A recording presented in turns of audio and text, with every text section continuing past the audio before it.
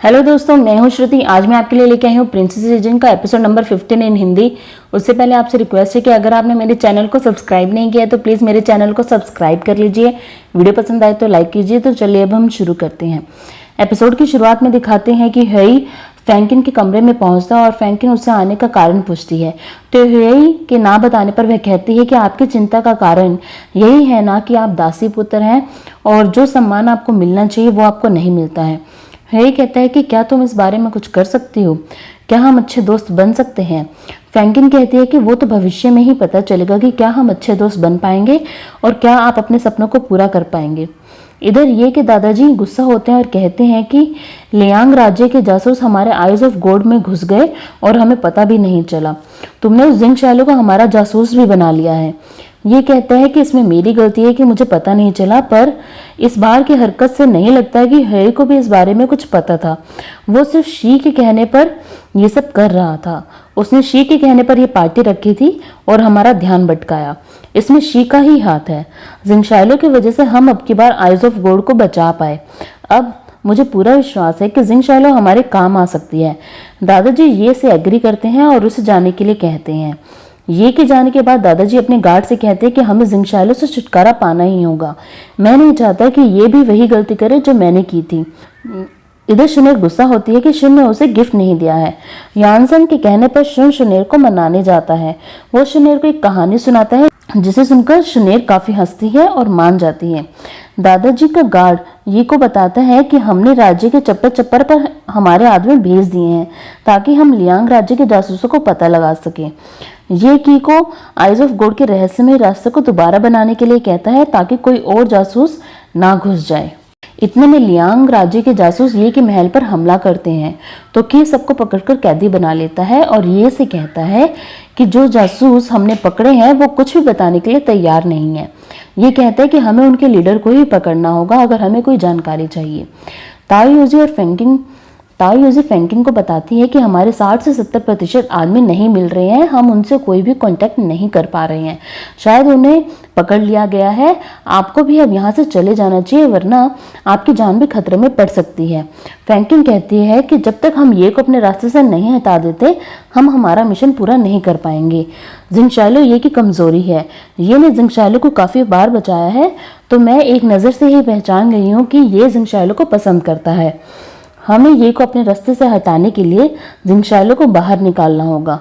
तुम उस लड़की की हर छोटी बड़ी डिटेल्स मुझे ला कर दो। इधर शी को अपनी मौत का डर सताने लगता है। वह सपने में सोचने लगता है कि एक नौकरानी उसे चक्कू मार रही है और वह डर के मारे एक नौकरानी को पुल में मार देता है। इतने में हेई वहां आकर शी से पूछता है कि आप मुझे बताना क्यों नहीं चाहते कि आपने पार्टी क्यों रखी थी? मैं तो सिर्फ हमारी सुरक्षा की वजह से ही ये जानना चाहता हूँ, पर आप मुझे क्यों नहीं बता रहे हैं? शी हेई का अपमान करते हुए कहता है कि तुम एक दासी पुत्र हो।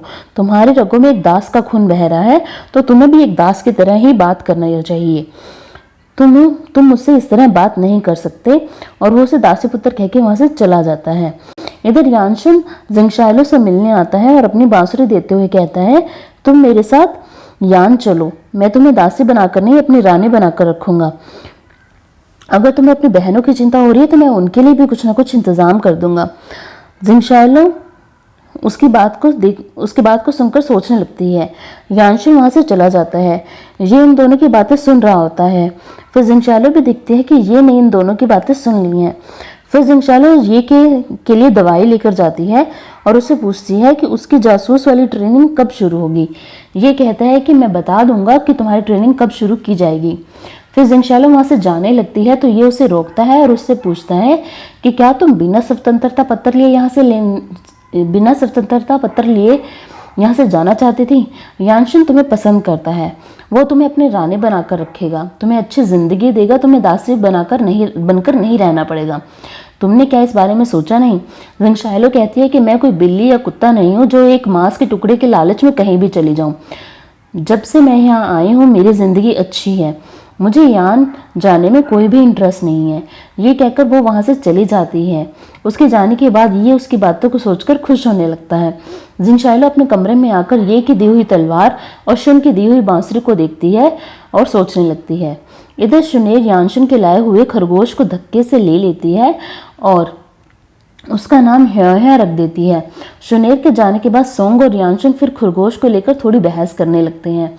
इधर की अपने सैनिकों के साथ जासूस को पकड़ने के लिए घर में पहुंचता है, पर उस जासूस ने बहुत ही पहरेदारी लगा रखी होती है। उस जासूस ने अपने घर के बाहर पूरी की पूरी मधुमक्खी की बहुत बड़े बॉक्स रखे होते हैं। फैंकिन तायुजी से पूछती है कि मैंने तुम्हें जाओ जिफिंग से बात करते सुना था पार्टी में, क्या तुम जाओ जिफिंग को पसंद करती हो? तायुजी कहती है कि ऐसा नहीं है, मुझे पता है कि मेरा ऐसा करने से हमें बहुत नुकसान हो सकता है। फैंकिन से कहती है कि तुम शिफिंग के साथ अपनी रिलेशनशिप को बढ़ाओ और उससे खुफिया जानकारी निकलवाने की कोशिश करो। तायुजी उसे हाँ कर देती है और कहती है कि क्या आप भी इसलिए ही ह्यूएल से अपनी दोस्ती बनाना चाहती हैं ताकि आप भी उससे खुफिया जानकारी निकलवा सकें? फैंकिन इसकी बात का कोई जवाब नहीं देती है। फैंकिन ने अपने घर के बाहर मधुमक्खी के डब्बे रखे होते हैं जिसकी वजह से की उन तक नहीं पहुंच पाता है। तायुजी फैंकिन को जिंगशालो से रिलेटेड एक पर्ची देती है।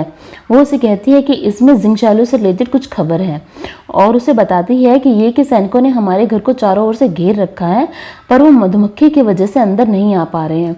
फिर फैंकिन उसे कहती है कि हमें उनके मालिक ये के आने का इंतजार करना चाहिए। इधर ये जिंगशालो को एक खुफिया जगह पर लेकर जाता है जहां वो उसे पूरी पृथ्वी का मैप दिखाता है और जिसमें उसमें वी देश की सुरक्षा की जिम्मेदारी के बारे में भी बताता है। साथ ही उसे एक तमचा या लॉकेट देते हुए कहता है कि इस लॉकेट की वजह से, इस तमचे की वजह से तुम राज्य में कहीं भी अंदर और बाहर जा सकती हो बिना किसी परमिशन के, तुम्हें कोई नहीं रोकेगा। वो उसे लियू हे के बारे में भी बताता है। लियू हे एक वो इंसान था जो बहुत ही ज़्यादा अच्छा था मार्शल आर्ट्स में और 1 साल पहले वो मर गया था और उसकी बेटी गायब है। अगर उसकी बेटी वापस आती है तो हमें उससे लड़ना होगा। एपिसोड यहीं ख़त्म हो जाता है। दोस्तों, अगर आपको मेरी वीडियो पसंद आई हो तो प्लीज़ इसे लाइक कीजिएगा, चैनल को सब्सक्राइब कीजिएगा। Thank you very much.